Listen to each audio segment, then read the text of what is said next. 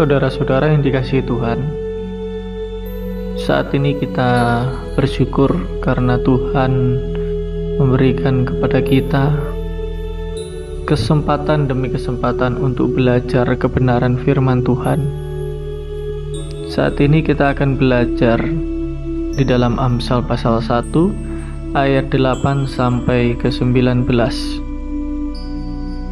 Berbicara tentang kita sebagai manusia yang ada di dunia ini, tentunya kita tidak lepas dari nasihat dan peringatan, baik itu dari orang-orang yang ada di sekitar kita, sahabat kita, teman-teman kita, orang tua, dan hamba-hamba Tuhan yang lainnya, yang dengan harapan supaya kita semakin memiliki kehidupan yang lebih baik dan menyadari siapa diri kita di hadapan Allah yang Maha Kudus. Saudara-saudara yang dikasihi Tuhan, peringatan dan juga nasihat itu sangat penting dalam hidup kita. Tetapi berapa banyak orang yang mengabaikan hal ini? Berapa banyak orang yang tidak mau diperingati? Berapa banyak orang yang tidak mau dinasihati? Dan bagaimana kehidupan mereka ketika mereka menghiraukan akan hal ini? Dan berapa banyak orang yang masih mau untuk dinasihati, yang masih mau untuk diperingati ketika melakukan sesuatu hal yang tidak sesuai dengan jalan Tuhan, yang tidak sesuai dengan kehendak Tuhan. Di dalam Amsal pasal 1 ayat 8 sampai 19 ini ada beberapa peringatan yang penting untuk diperhatikan oleh setiap orang percaya. Yang pertama adalah mendengarkan didikan ayah. Mendengarkan didikan ayah ini merupakan sesuatu yang sangat penting untuk diperhatikan oleh setiap kita. Setiap kita tentunya memiliki seorang ayah. Bagaimana dengan mereka yang tidak memiliki ayah, atau dapat dikatakan ayah mereka sudah tidak ada atau meninggal? Setidaknya saudara-saudara, kita memiliki seorang ayah, walaupun bukan ayah kandung, dia adalah ayah rohani kita, atau orang, sosok bapak yang begitu mencintai kita dan terus menasihati dan memperingati kita tentang apa yang harus kita lakukan ke depannya. Karena hal ini adalah untuk kebaikan kita. Mendengarkan didikan ayah ini merupakan satu hal yang merupakan suatu penghormatan, penghargaan kita kepada mereka. Oleh karena kita juga sadar bahwa ketika kita dinasihati dan diperingati oleh ayah, baik itu ayah kandung, ayah angkat, atau ayah rohani, ini merupakan cara Tuhan untuk membawa kita supaya kita lebih baik dan menjadi orang yang mau mendengarkan, mau menjadi orang yang dididik dan diarahkan untuk melakukan apa yang baik dan benar, sehingga jalan yang kita lalui tidaklah sulit, jalan yang kita lalui tidaklah membahayakan diri kita, karena kita senantiasa dinasihati dan diperingatkan, dan lebih membuat diri kita semakin waspada. Kemudian yang kedua adalah tidak menyia-nyiakan ajaran ibu. Seorang ibu tentunya sangat mengasihi anaknya. Seorang ibu tentunya sangat menginginkan apa yang baik untuk masa depan dari anaknya. Dan tentunya dalam hal ini seorang ibu tidak akan mengajarkan hal-hal yang buruk, hal-hal yang mencelakakan anaknya. Perlu dikatakan lagi bahwa jikalau ibu di sini tidak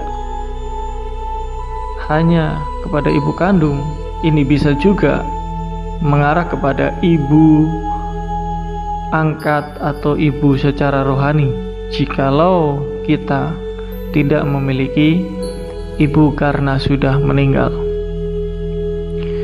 Tetapi perlu kita perhatikan bahwa ajaran-ajaran yang seperti ini tentunya adalah baik adanya. Seorang ibu sering mengajarkan hal-hal yang penting untuk diperhatikan, untuk dilakukan, dan dengan demikian kita akan tahu dan kita akan lebih berhikmat untuk melakukan sesuatu atau memutuskan sesuatu, sehingga keputusan itu tidak merupakan keputusan yang ceroboh, tidak merupakan keputusan yang asal-asalan, tetapi keputusan yang dipertimbangkan dengan berbagai macam didikan dan juga ajaran baik melalui ayah maupun ibu. Di sini kita diajar untuk memperhatikan bagaimana kita harus melihat baik ayah maupun ibu adalah seorang wakil Allah yang dipercayakan untuk membesarkan kita, untuk merawat kita, dan untuk mengarahkan kita kepada hal-hal yang baik, yang tentunya untuk memperkokoh iman dan keyakinan kita kepada Allah, bahwasanya Allah tidak pernah meninggalkan kita. Didikan ayah dan ajaran daripada ibu merupakan bentuk kasih sayang Allah, bentuk wujud nyata Allah menyertai dan menolong kita untuk bisa memahaminya, untuk bisa mempercayainya secara lebih dalam. Yang ketiga adalah di ayat yang ke-10, tidak menurut dengan bujukan orang berdosa. Jika kita lihat di sekitar kita, ada banyak sekali orang-orang yang berusaha mengajak kita, berusaha membujuk kita untuk mengikuti jalan hidup mereka yang pada dasarnya itu di luar daripada kehendak dan firman Allah. Tetapi bagaimana sikap kita terhadap hal ini? Mungkin banyak orang yang mau mengikuti, mungkin banyak orang mau untuk menuruti apa yang menjadi ajakan mereka, oleh karena mungkin berpikir bahwa itu menyenangkan, itu sangat baik, dan itu sangat menguntungkan untuk diikuti. Dan ketika mengikutinya, maka hal itu akan lebih menyenangkan. Tetapi saudara-saudara, mari kita pikirkan kembali, jika ajakan atau bujukan dari orang berdosa itu adalah sesuatu yang jauh atau menyimpang dari jalan Allah, maka hal itu perlu kita untuk mengatakan dengan tegas, tidak. Hai anakku, jikalau orang berdosa hendak membujuk engkau, janganlah engkau menurut. Bujukan-bujukan yang seperti apa? Di dalam Amsal ini dijelaskan, marilah ikut kami, biarlah kita menghadang darah, biarlah kita mengintai orang yang tidak bersalah dengan tidak semena-mena, biarlah kita menelan mereka hidup-hidup seperti dunia orang mati, bulat-bulat seperti mereka yang turun ke liang kubur. Kita akan mendapat berbagai benda yang berharga. Kita akan memenuhi rumah kita dengan barang rampasan. Buanglah undimu ke tengah-tengah kami, satu pundi bagi kita sekalian. Bujukan atau ajakan orang berdosa ini adalah untuk merugikan orang lain demi untuk kesenangan dan keuntungan sendiri. Hal ini merupakan sesuatu yang tidak pernah diajarkan Tuhan kepada kita. Oleh karena itu, mari kita perhatikan dengan baik dan kita dengan tegas mengatakan tidak untuk bujukan-bujukan yang seperti ini. Tuhan mengajarkan kepada kita untuk saling mengasihi satu dengan yang lain, bukan untuk saling membunuh, bukan untuk merampas orang lain, bukan untuk menghancurkan hidup orang lain, tetapi untuk mengasihi mereka. Oleh karena itu, jikalau mereka membujuk kita untuk mengajak kepada hal-hal yang tidak benar, maka kita harus berkata tidak. Nasihat dan peringatan berikutnya adalah tidak hidup menurut tingkah laku mereka dan menahan kaki dari jalan mereka. Hai anakku, janganlah engkau hidup menurut tingkah laku mereka. Tahanlah kakimu daripada jalan mereka.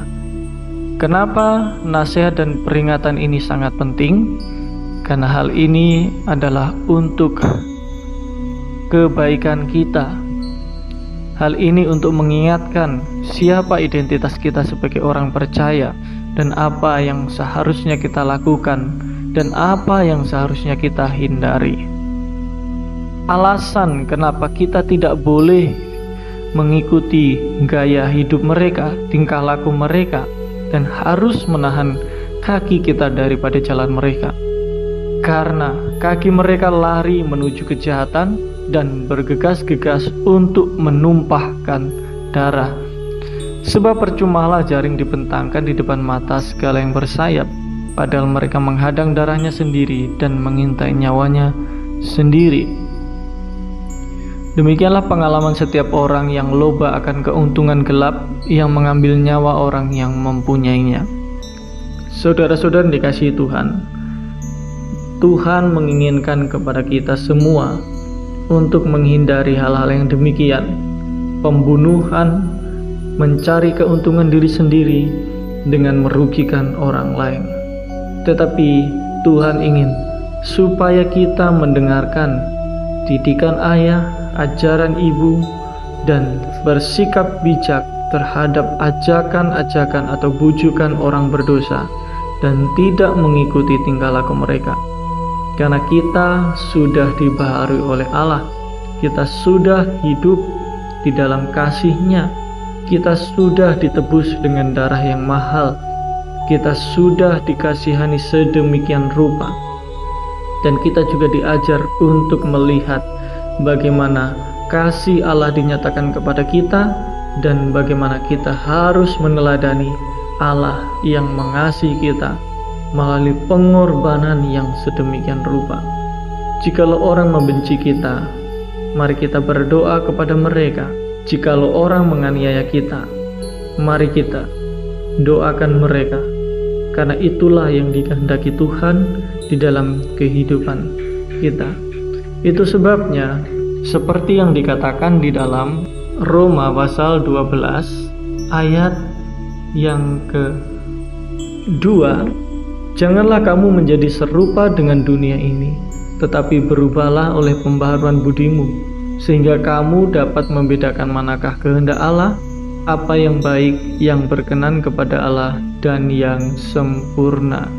Saudara-saudara yang dikasihi Tuhan, beberapa nasihat dan peringatan ini sangat penting untuk kita terapkan di dalam hidup kita sehari-hari sebagai orang yang sudah percaya kepada Tuhan Yesus Kristus yang telah mengasihi kita, yang telah membebaskan kita, dan yang telah menyelamatkan hidup kita dari kuasa dan kutuk dosa.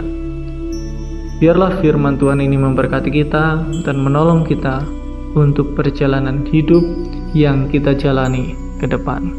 Tuhan Yesus memberkati.